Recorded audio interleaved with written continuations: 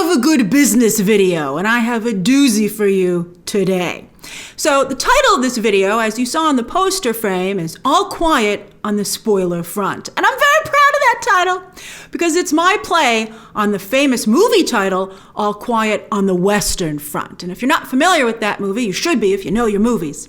But it's a 1930 film about World War I, and it's believed to be one of the first movies that was very honest in its depiction of the horrors of war. And it was actually also one of the very first movies to win Best Picture. Now, I chose to do a play on that title for two reasons. One, it's getting kind of quiet out there regarding spoilers, have you noticed? And two, I would wager studios and the press are going to war. Well, kind of. Probably more of a Cold War, right? Marked by espionage and whispers.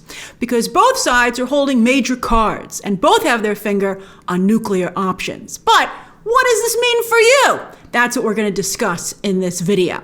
So obviously, anyone could guess that Disney does not want their entire movie mapped out point by point like Spider-Man No Way Home was. Although it didn't exactly hurt No Way Home, which is one of the most successful movies, not just of the pandemic, but of all time. It's the fourth highest domestic, second highest MCU movie, and it's not even done yet, and it's in the top 10 all-time worldwide.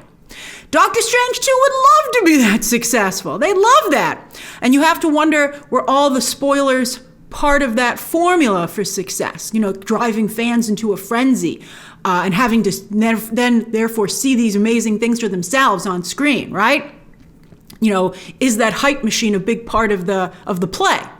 But anyway, I think that if Doctor Strange 2 can manage to hold on to some of its surprises, it could be an even bigger movie because it would be an even more incredible viewing experience. Some of you are like, how could Doctor Strange 2 be bigger than No Way Home? Well, with all due respect to you Spidey fans, many of us just couldn't quite understand the Spidey hype. But now it's the MCU's turn, and so now it's time for people like me to go absolutely insane and bonkers, and for you to be skeptical. All right, so anyway, when Avengers Endgame came out in 2019, which seems like forever ago, but obviously was not that long ago, most spoilers were only found on Reddit, where scoopers are anonymous to this day, and few mainstream fans they don't go. So those spoilers didn't get into the mainstream. For instance, we've been talking about spoilers a lot lately, and I was like, what if you knew who was going to get, blipped, snapped at the end of Infinity War?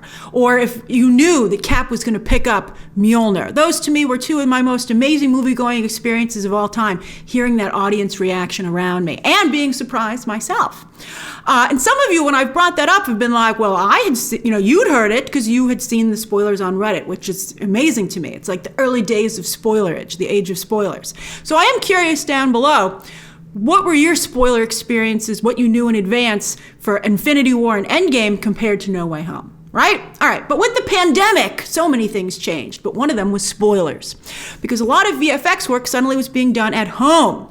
And with extensive VFX artists working on these blockbusters, it takes huge teams of people. And these movies are almost, to some degree, animated movies, as we've been discussing. So they're bringing in people who aren't necessarily vetted, who are new to the business, who don't have as much at stake, right? And there's just so many of them. It's hard to pinpoint who has access to what, right? And it would seem that VFX artists are a little more comfortable taking a picture of their screen at home, something they'd probably never dream of doing if they were still at work, at the office. And spoilers have turned into a booming industry, with fans hungry for any info they can get on their favorite movies and characters, which has also increased demand for spoilers even more so in the mainstream. And thus, spoilers have become a part of the mainstream, whereas before they were really only on the darker, more obscure corners of the internets. So what are studios going to do?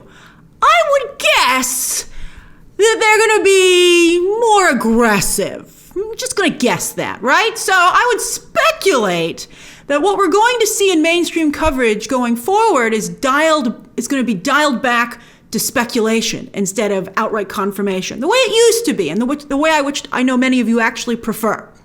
And on the studio side, here's my guess as to what they'll do, right? So first off, you'll likely have more actors like Andrew Garfield who outright lie to the press and fans. God bless him, Garfield lied to everyone's faces for over a year, which actually caused many of you to doubt. You still doubt it. I got so many tweets with people being like, but look what Andrew Garfield said, Grace. He said he's not in it.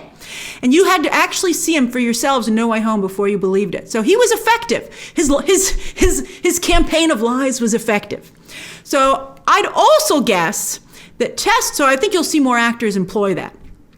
I'd also guess, because, before they'd be like, oh, do you want to know, right? Like, you don't want to know, and it should be a surprise, right? Andrew Garfield's like, you're going to be disappointed because I'm not in the movie. And so that was very effective.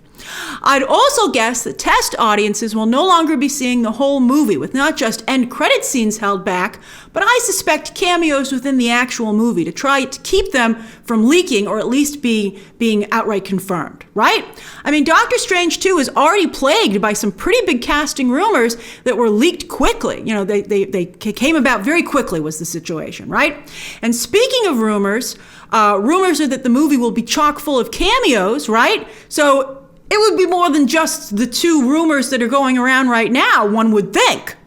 So you have to now, I think going forward, you have to take everything with a big grain of salt. I mean, you're just never going to know until you see the final movie for sure. Because any runtime rumored so far might be a little off because, again, key scenes of the actual movie might be being held back. Right? And as you might recall, when it comes to end credits, the end credit scenes for Eternals were held back for some earlier press screenings until the night of the premiere, right? Only for press, especially one major trade, to instantly spoil them anyway. However, the press was much better behaved for No Way Home, where press didn't spoil any of the surprises after the press screening, except for that same damn trade. Also, there's the new problem of whenever a movie hits the public, including overseas, which is usually a couple of days in advance of, some of the more major markets, tons of high-quality clips pop up online immediately, right? That was a big problem. Started with Venom 2 at the end credit scene, Eternals end credit scenes, but then large chunks of No Way Home showed up online, right? Warner Brothers got a detailed synopsis of The Matrix 4 taken down in advance, and you might see studios be more aggressive with takedowns this year. We've wondered why they allow these clips to circulate the way that they do. Other options are to ban cell phones in theaters like they do for concerts. But they do that very well. I've gone to see Chris Rock, and you had to put your cell phone in a case that closed, and you had to go into like a certain pen, and then someone had to unlock the case if you wanted to use your phone, and then it had to be locked up for you to go out again. And then they would wand you to make sure you didn't have a hidden phone. And it was effective. Now, there are lots of theaters everywhere, and that kind of security and enforcement is expensive. But Disney, and any studio, could watermark, this is speculation, could watermark prints, it's what I would do if I were the studio, could watermark prints, right? They send them out digitally. They could easily watermark them. They watermark all the press screeners, watermark them, something that's not, maybe something that can only be seen in a certain way, right? Or they might be like, deal with it. This is your new reality. But a watermark so that studios can pinpoint who isn't enforcing the no cell phone rule. Then, of course, this could all be pageantry, right? There's only so much that can be done. Because again, at the end of the day, Spider-Man No Way Home is an incredibly successful movie.